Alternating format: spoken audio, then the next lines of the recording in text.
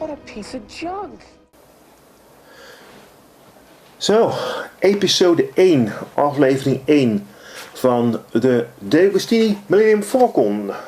Dit is boekje 1. Ik had vorige week over waarom ik deze ging bouwen. En dat die waarschijnlijk wel erg prijzig zal gaan worden. De eerste deel is ongeveer, waarschijnlijk voor Nederland, als hij uitgekomen, 4, 5 euro denk ik. Alle volgende delen liggen tegen de 12,5 euro, misschien meer zelfs nog. Wat je bij deel 1 krijgt, behalve dan het blad, wat ik even met je dan dadelijk zo door gaan nemen. Informatie over de Falcon zelf natuurlijk, the fastest hunk of junk in the galaxy. Informatie over Han Solo. Een leuk fotootje van de verschillende modellen die gebruikt zijn in de films. Oh, een uitgebreide tekening van een van de twee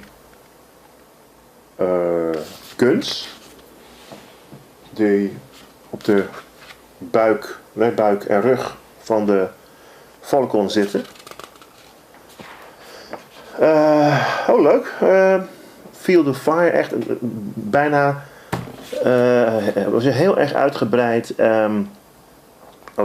Het leuke ook is dat er ook foto's bij zitten van het originele model, dus je krijgt daar een goede indicatie hoe je ze moet schilderen. Want dat is uiteindelijk ook de bedoeling. Als hij eenmaal klaar is, dan kan je hem laten zoals hij is.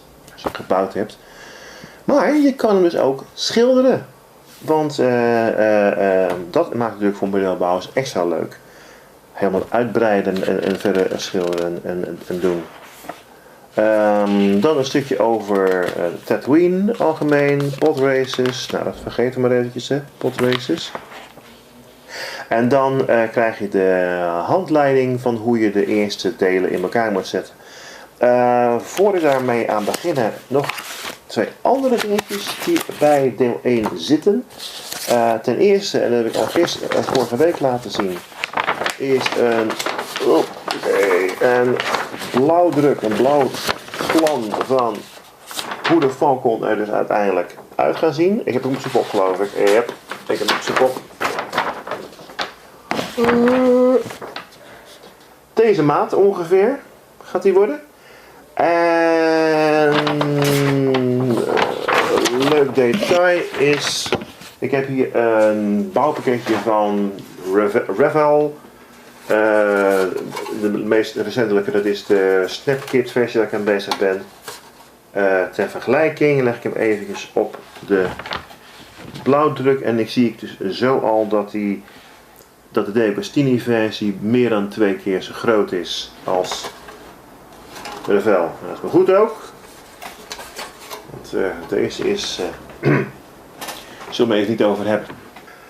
En dan, waar het allemaal om draait, bij deel 1 zitten deze onderdeeltjes, de eerste helft van de onderdelen. En zo zijn de handleidingen van hoe je hem in elkaar moet gaan zetten. Dus laten we maar even kijken hoe ver we komen. Voorzichtig te openen. Met het mes, het kon eraf te halen. En we hopen hem eraf te kunnen krijgen zonder al te veel dingen te beschadigen. Ja, dat ging gelukkig gemakkelijker dan ik dacht. Dat gaat opzij. Wat hebben ze geleverd in deel 1? Als ik het zo overzie is het een deel van de dockingpoort.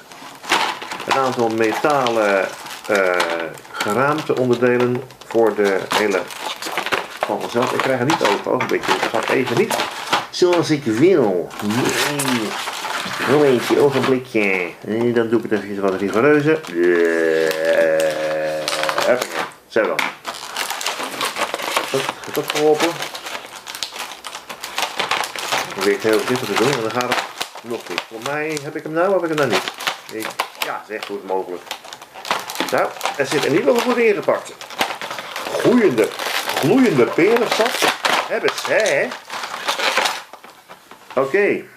Zoals ik al zei dus. Dan hebben we andere onderdelen. Dit zijn metaalonderdelen. Daar komt een dadelijk op terug. Een onderdeel, dat is het deel van de docking port. En wat meteen opvalt, zit ook een deel bij van de cockpit. De achterwand van de cockpit. En een daarbij behorende sticker. Die ga ik even voorzichtig even uithalen. Oké. Laten we even maar gewoon netjes de volgorde aanhouden die ze hier op het boekje aangeven. En eens even kijken. Stap 1 is het plaatsen van de sticker op de achterzijde van de cockpit. Laten we wel maar mee beginnen.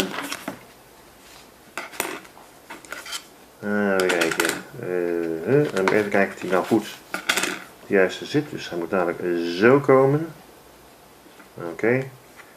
Dit moet ik dus voorzichtig doen, want ik moet natuurlijk gaan kijken dat ik niet... Oh jee.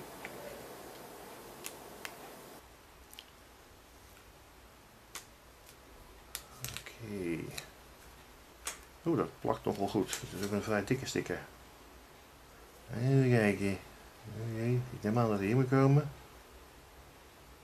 En... Zo te zien. Yes. En er zit aan de achterkant zitten sleufjes en gaatjes waar later verlichting in gaat komen. Oké, dat is deel 1. Nou ja, deel 1, dat is het eerste gedeelte van de... Eens kijken, de volgende helft. De gun, en dan komen de kleine schroevendraadjes om de hoek kijken. Laat ik vast even dit even wegleggen. Even kijken, dat heb ik voor nodig. Oh. Deze, deze, deze kleine schroefjes. Hele kleine minuscule schroefjes zeg. Oké. Even kijken. Laat ik dat ding even zo leggen, dan ga ik het beter volgen. Even kijken. Dus. Holding the mountain yoke as shown. Yes. Carefully fit the left mounting. Oh, wat is de left mounting? Hoe kan je dat zien? Even kijken hoor. Niet dit. De pennetje zit daar. Oh, dat kan ik wel zien. Note up, noting tab. Weapon motion on the inside. Klopt, dat is dus... Ja. Fit the right mounting over the pivot. Oh, oké. Dus dan komt... Zo dus. En nou lastig. Even kijken. Oh, chips. Dat zit ik in. Oké, en dan moet ik nu... Dat is een lastige dit. Even kijken hoor. Is er een verschil tussen deze twee? Ja, er is verschil tussen deze twee. Oh, ik moet deze hebben trouwens. Oké, en dan komen die tabs aan die kant. Even kijken hoor. Take the lower half and fit over the... Dat is wat... dat is geen kattenpis. Dat doe ik even anders dan hier zeggen, denk ik. Want dat... dat valt niet mee. Even kijken hoor. Dat valt niet mee. Dat begint al gelijk goed. Eens kijken. Oh chips, heb ik mijn kop. Kom op. Kom op. Kom op. Kom op. Hij wil niet, hè? Ebbes. Oké. Oké. En nou... Die upper. Dit trouwens, deze dingen zijn trouwens van metaal gemaakt trouwens. Dat is, oh, zit dat ook los dit of niet? Ja, wat hoor. Nou, ik ga daar wel even kijken. Ik heb het idee dat de guns zelf los zitten van de barrel. Van het blok. Even kijken. Oh jee. Dat zou moeten zijn in theorie. Oh, chips, dat zou, zie je wel, hij zit los inderdaad. Nou, dan kijk ik daar ook even naar dan. In ieder geval moet ik nu... eens kijken hoor. Make sure the lines, ja, carefully turn the assembly over to expose a single screw hole just behind the barrels. Ja.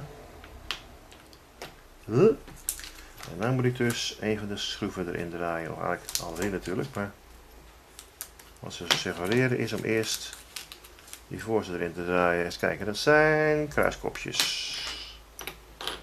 Kruiskopjes, oké. Oké.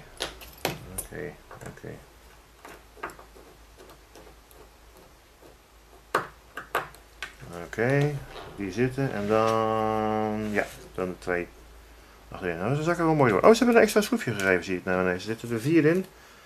Een zakje, maar ik heb er maar 3 nodig. Oké. Oh, er staat erbij niet volledig knoepend hard aandraaien. Oké. Dan doen we dat dus niet. En dan, ik ben niet helemaal tevreden over die ding aan de zijkant. Klopt het nou wel? Ik heb het goed gedaan. Even kijken hoor. Zo moet hij eruit zien. Oh. Nou, die moet dan eventjes even vastlijmen dan dadelijk deze dan. Die zit inderdaad los. Oké. Dus ter vergelijking. De oude gun van de MPC bouwpakket. En de gun van de D'Agostini versie. Dat was de gun. Dat zal ik het schroefje even bewaren, maar voor zeker dadelijk. Want handig extra reserve te hebben nog. En er zit er nog een onderdeel bij in de doos. Dit is geloof ik de vloer denk ik van de cockpit. En nog een onderdeel bij in de doos. En dat is een behoorlijk stevig metalen frame. En dat zit niet aangegeven in de handleiding wat je ermee moet doen. Dus ik denk dat dit waarschijnlijk voor het volgende deel gaat worden. En dat staat aangekondigd hier. Oké, nou, ja, qua bouwen zijn we natuurlijk snel klaar. Ik bedoel, laten we wel wezen. Het is natuurlijk een lang proces. Maar in ieder geval, we zijn begonnen. Dit zit dus bij deel 1 erbij. En dan is het nou maar wachten op deel 2.